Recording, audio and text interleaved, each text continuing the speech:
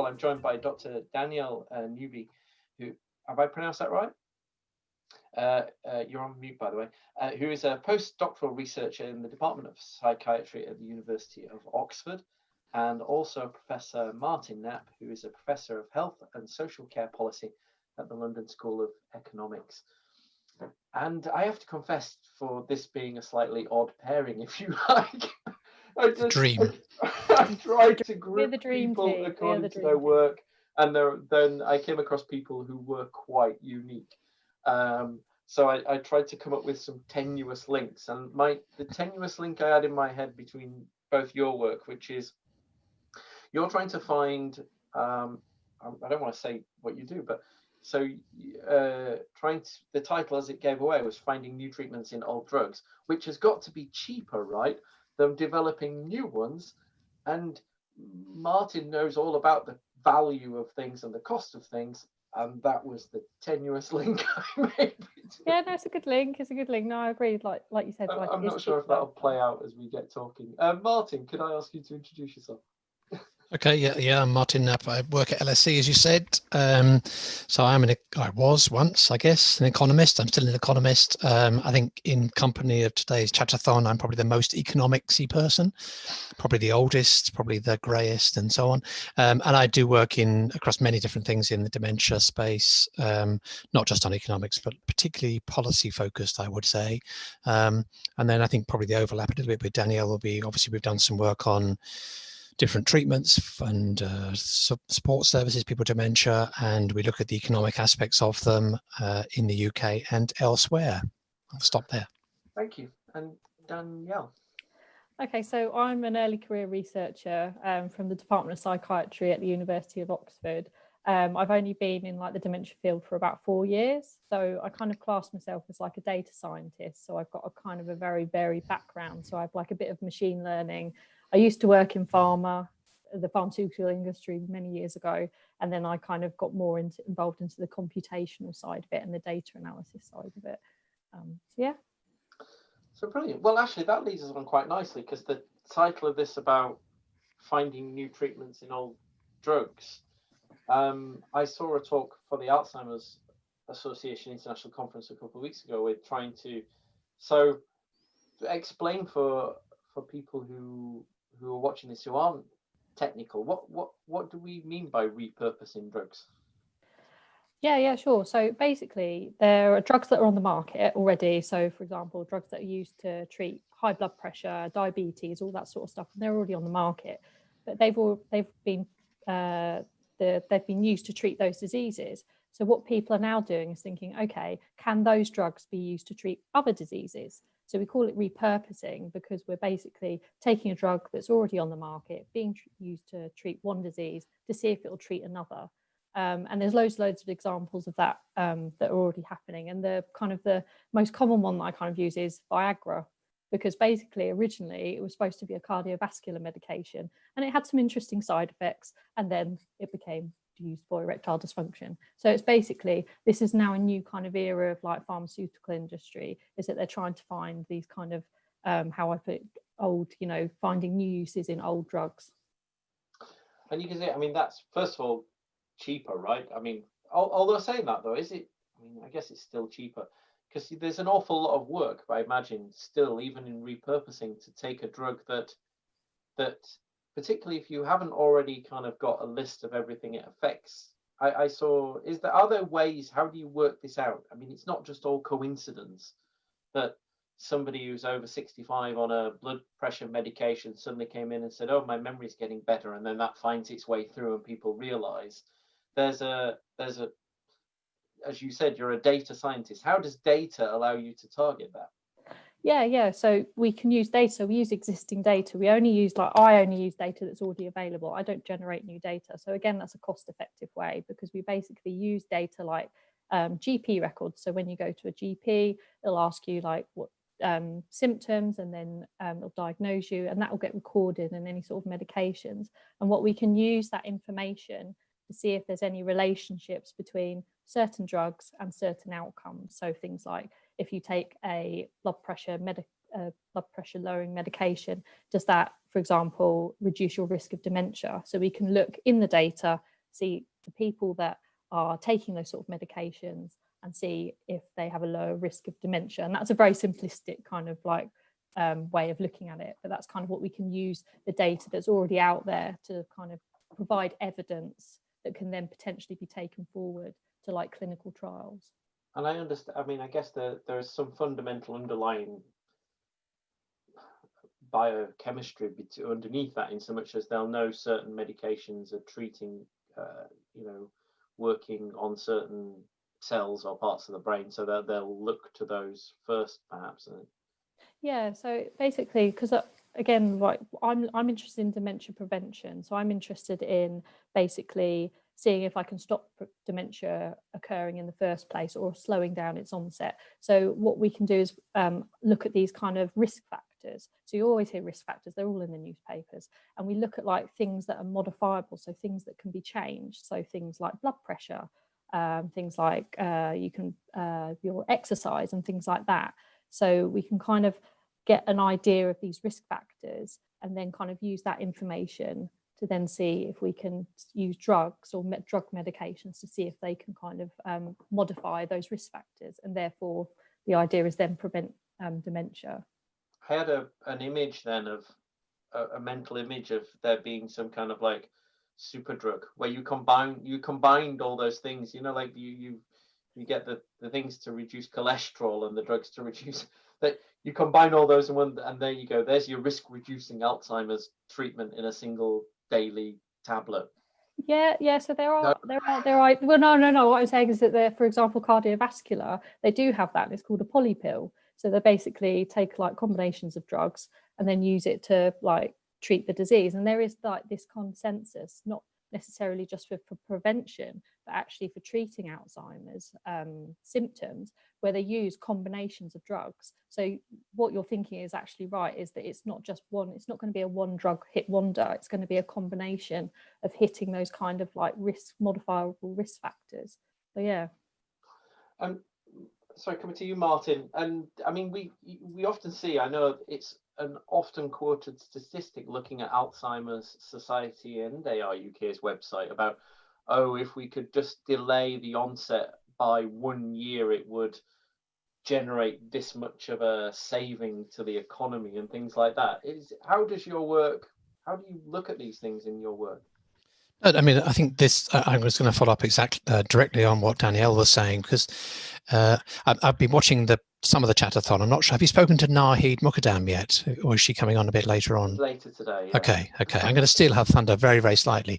So with Nahid and Jill Livingston and other colleagues of mine at LSE, we've just finished a paper. It's coming out soon in Lancet Healthy Longevity, which is looking at midlife risk factors for dementia and looking at interventions such as for high blood pressure or for diabetes in midlife, and looking at the economic arguments for intervening in midlife to then reduce the risk of dementia in late life.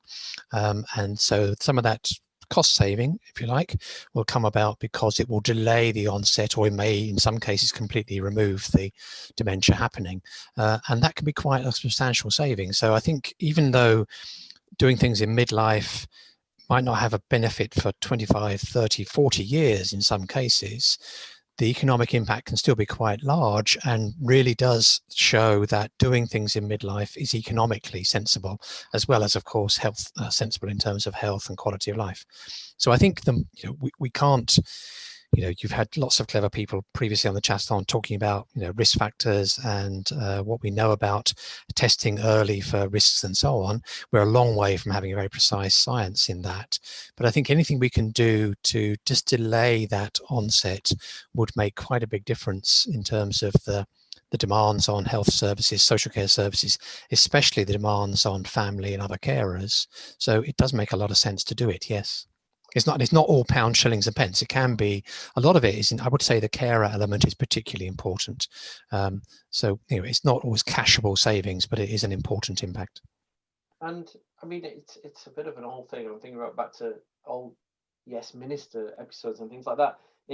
I mean, I was always, at the start, I made an argument for saying you could see how every study that needs to have somebody at some point that understands the economic impact of these things. So when you publish, that you could, if you were to share the costs of doing this alongside with your published results, it might make it more implementable or make people sit up, because quite often the publications come out, they just say, oh, we should make this change, and then they just disappear because they don't come. I think it's Jill Livingston's work particularly I thought was impressed when I saw her give a presentation at an Alzheimer's Society thing recently where the last slide was, right, and this is what it costs. And that's the first time I'd seen that happen anywhere. I mean, would you advocate for more research coming with, or does that get worked out later on by somebody, you know, is there somebody in government somewhere that sits and goes, are we going to fund this? What's the real value? Well, firstly, somebody in government will do that. I think now I would say that the big funders of research, and I would say the responsible funders of research, will almost certainly insist that there's an economics component to any evaluation, any clinical trial. Why on earth would you do a clinical trial and not look at the economics aspects of it? I don't understand why you would want to do that, to be honest. And funders recognise that.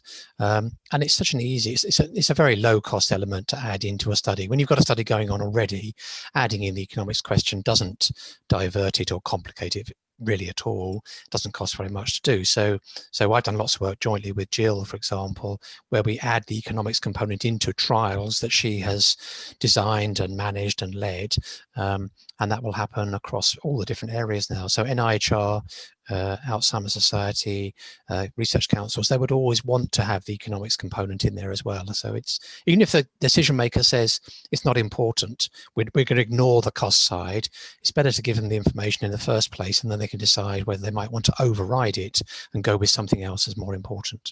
It's interesting because you'd imagine where pharma companies, where you'd imagine the bottom line is key on that, are also then the first to, I guess, not worry too much about what the costs at the other end will be, because if if Biogen, for example, is the first one to come up with a treatment that costs tens of thousands of pounds, will people pay for it? Do you think they worry? I think that, well, there's two or three issues there, and I think one would be in normal circumstances, we have a constrained budget, and the reason why we have this body called NICE is to help us to prioritize where we're going to spend our money. And I always say about the NICE process is that they do an enormous amount of work reviewing evidence, doing new modeling, having lots of engagement with patients and citizens and so on, and then they produce their report and they make a recommendation. But that's not the final stage. The final stage is what happens the next day, which is when they get slagged off on the front pages of the newspapers, where the newspapers will say NICE condemns women with breast cancer to early death or something like that, because NICE have said it's just not worth it given the constrained budget we have. So it gets into quite difficult territory. My position has always been, I would much rather, well, I'm biased, of course, but I'd much rather the information was there, and then people say, actually, this does look expensive, but we think it's definitely worth doing in terms of keeping people alive or improving their health or their well-being. And relating to Danielle's work, if there's repurposing of medications, maybe that's an expensive way to do something, but if it does mean that somebody has an extra 1 or 2 years of life without very severe dementia, we as a society might say that's really worth doing. Let's go with it. So. Yeah, absolutely. I mean, you can see the biggest thing that's is probably not so much in drugs right now, but it's probably going to be in social care, isn't it? Where the costs of redesigning social care versus the value is a controversial issue. Is that something obviously a lot of the stuff you've published in the past is to look at that. How is your research being used at the moment? That's my question. Well, certainly we do a lot of work on, you mentioned earlier about the sort of project the future costs and so on. We have done some projections of numbers of people with dementia into the future. Alzheimer's Research UK, Alzheimer's Society now use our projections for their publicity. That's a little plug for our work. But we didn't, sorry, apologies, not too blatant. But what we're going to try and do is say, okay, so what are the costs if we don't change anything in our care and support system? What will those future costs look like? And they look scary. So then we say, what could we do which is better today than we're doing at the moment? So if we think that the new drugs are better, or that the existing drugs are better and should be made more widely available, or that reducing blood pressure is a good idea in midlife and that will have payoffs. We're then trying to say, if we're going to do that, let's do it for the whole of the eligible population and then see what the costs would be, the cost savings would be, and the well-being gains will be, and then feed that into government decision making, government discussions. And I think we do have influence. I mean, at the end of the day, I can point to beautiful research we've done in the past which has been completely ignored, and I can point to let me use the right adjective, crappy research we've done in the past that's had a big impact. So you can't control how people use it. So because some of your work is commissioned, I guess some other researchers come to you and say we want to do this, and others is self-driven. But I mean, go back to Danielle's work. If Danielle does, this, using the big data and so on, which you need, I'm sure, to understand what might be relatively small effects. If those come out from your analyses, Danielle, and it looks like there's some promising findings there, then somebody somewhere in the system is going to say, okay, so what's going to be the cost of that, and what might that do in the longer term in terms of changing the profile of numbers of people with dementia or different types of dementia, and how might then impact on the care system or on carers. So I think that the economic stuff can follow on from other people's work, but I think it's often just helping decision makers to see the full picture before they make a judgment, if you like. So Danielle, I'm going to come back to you now. So are you now working on a short list? Have you used the data and you've got a short list? And also as well, are you limited by, in terms of data, is all the data available to you on what different treatments are and their compounds and things like that? Well, it depends on what sort of data there is available. There are some data that's freely available, and there are some data that isn't. You have to pay a small fee or you have to pay a larger fee. So the data isn't just available for anybody to use. And it also depends on what sort of data as well, because we have different types of data. So things like you've got your GP records, so when you go to see your doctor, and then there's also hospital records. Because we've, like I said before, we've looked at we're understanding the risk factors. We also want to what Martin and Jill have been looking at is the life course, midlife to all the way through to as you get older, and how the impact of these other diseases feed into it, what other medications people are taking as well, and also building all of these models to see what the relationship between a potential drug that could reduce dementia and one that doesn't. So we do have things it's all of these risk factors diabetes, hypertension, and lots of other things like inflammation. We look at they think that inflammation of the brain could be a potential risk for dementia, so potentially anti-inflammatories. But what sort of anti-inflammatories? Because they're the ones that you can get over the counter, ibuprofen and that sort of things. But there are other sort of inflammatory diseases as well. So it's now looking at the different types of inflammation and then seeing that affects risk. That's a question which is quite timely, actually. I'll put this to you now. Terry Blatter asks that if a pre-existing medication is recycled for a new treatment, how would this not impact on the original condition for which they were originally administered? So I guess this is a few double negatives in there. It could be the way I've read it, but I get the point, which is it's that trade-off, isn't it? Every drug has a side effect. So you give something to somebody, how is it not balancing against what it might cause somewhere else? Yeah, definitely. And so that's at the moment, what we'll look at, the data that we'll look at is the person that's taking that drug at that dosage for that condition. And all we're doing at the moment is providing that evidence to go, okay, at that level of drug, that dose that you're taking for that condition, there seems to be a reduction in risk. Then that's when it has to go back and be looked at for example, in academia or the pharmaceutical industry to try and find that the correct dosage, which then won't affect other side effects or the condition that they've already got. Because the idea is if they don't have the condition, that you're looking to treat the new condition. But then you're right, what happens if they have the condition? Would they have to take, what sort of dosage would they have to take to get the benefit of treating the old condition and treating the new condition? Yeah. And that's something that you have to kind of go back and find that kind of the correct one. And that, I don't know if that's something I can do. I'm not sure.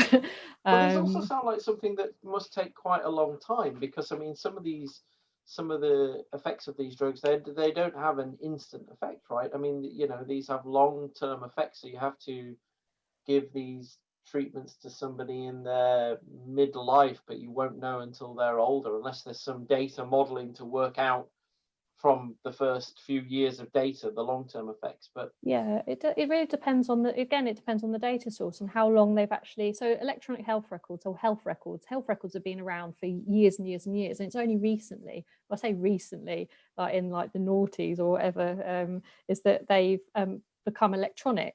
And then we've got to think about how, you know, what is that good amount of data that we can then follow somebody up from the time that they started the GP, and then how long have they been in that GP practice. And it really, again, it depends on how long. So some people can be in there for a couple of years, some people can be in there 10 years. And also I say the problem with the UK is that somebody can leave a GP surgery and go and register in another one, whereas in certain other countries, once you're registered, you get followed round. So it doesn't matter where you live, they follow you round. So that makes it easier to kind of like follow somebody throughout their life.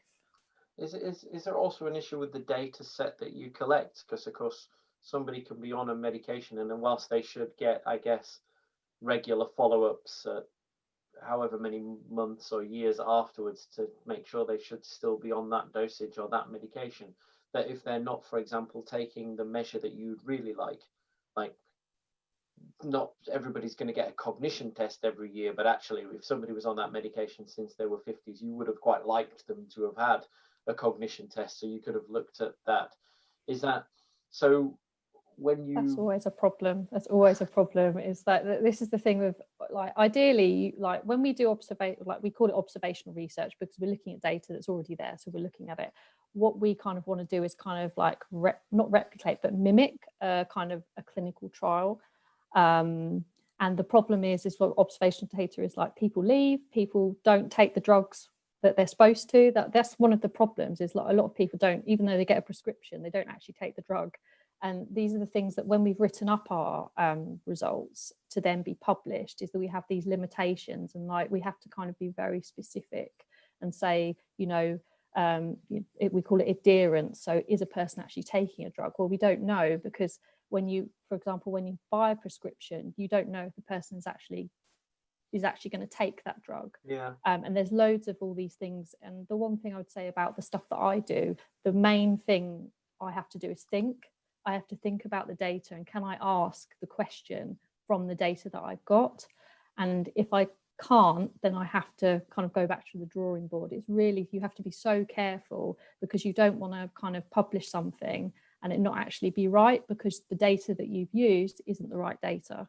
And I guess that's where things like, I mean, the UK is really fortunate to have organisations like the Biobank, for example, and Dementia's Platform UK that are collecting up these massive cohort data sets from and combining them and looking at clever ways to search and use those. And then I saw a presentation a couple of weeks ago as well, how they were starting to use artificial intelligence to fill in the gaps or run virtual drug trials. So you didn't even really, because the computer model worked out that you'd have so many dropouts and you'd get this, and this is the symptoms, and you could almost run a virtual drug trial without it really.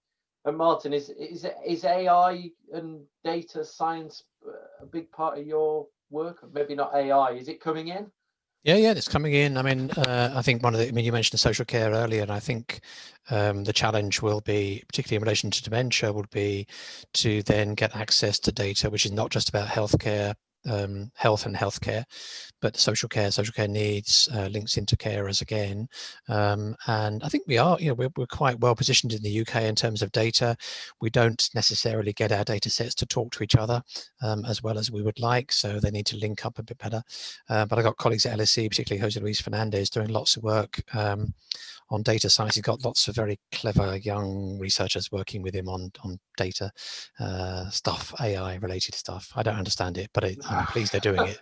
So no, me either. And I guess, although then of course the inevitable follow-up question that comes from that is concerns about use of data, doesn't it? I mean, it's that how will combining those various data sets are really fascinating. The results is the common one that comes up. I know I work with for Professor Martin Rosser, who I know you work with, Martin, and he often talks about things like shopping habits from loyalty card schemes and things like that, and your work. And if you can combine that presents some interesting opportunities. And I guess for you, I guess, Danielle, it would start to look at maybe if the people are buying the drugs and using them, whether they are having the effects, because you need to look at lifestyle factors. Because I guess just because somebody's on a drug, and then if they also change their diet all the time, you don't know it wasn't the. Yeah, it depends. Again, it depends. It's kind of, we call it triangulating evidence, and it's quite one of those terms that you put in a grant application because it sounds fancy. So basically, you have all these different types of data, and they're good for certain things and good for others. So the data that comes from DPUK, they kind of have not so many people, but they're very they talk about how much exercise do you do, what sort of things do you eat, like UK Biobank, how much butter do you have on your toast, all those things. They're very intensely kind of written down, and they can kind of be used. You can do a model you can do like an analysis in that, and that will kind of give you one answer, and then you'll do it in another type of data, and that will kind of give you another answer, and you'll be able to see if both of the answers give you the same kind of conclusion. And that's what we do. So yeah. We haven't got much time left, but there is a reminder that we are taking questions. So whether if anybody's got any, you can post them in the boxes.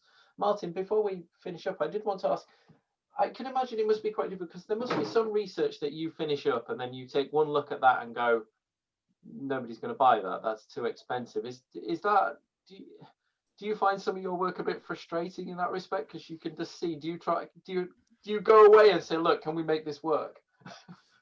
Well, not for us. I mean, I guess I'm a citizen, a taxpayer, and I view what we do from that possession. I think that the key for me, and I think it's the theme coming through the whole chatathon, I think, is that people that are joining you today, Adam, are very enthusiastic about their work, and they want their work to go in there and to help to kind of stir into the mix. As a society, we're trying to find a way to find a cure, find a preventive mechanism, find a suitable care response, and so on for people with dementia.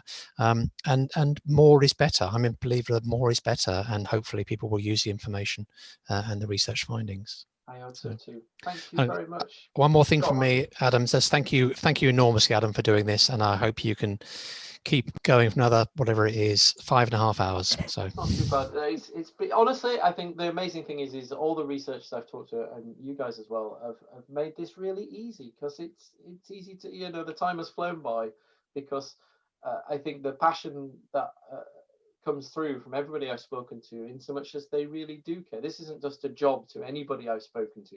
This is something that they really care about, and they do want to make the lives of people living with dementia better, and to try and deal with this disease. And it really does come through in everybody's talks. Thank you very much, Martin and Danielle. Thank you very much. Good luck continuing to make your cases and finding new treatments. Thank you, Danielle. Thanks, Adam. Thanks, Martin. Thanks.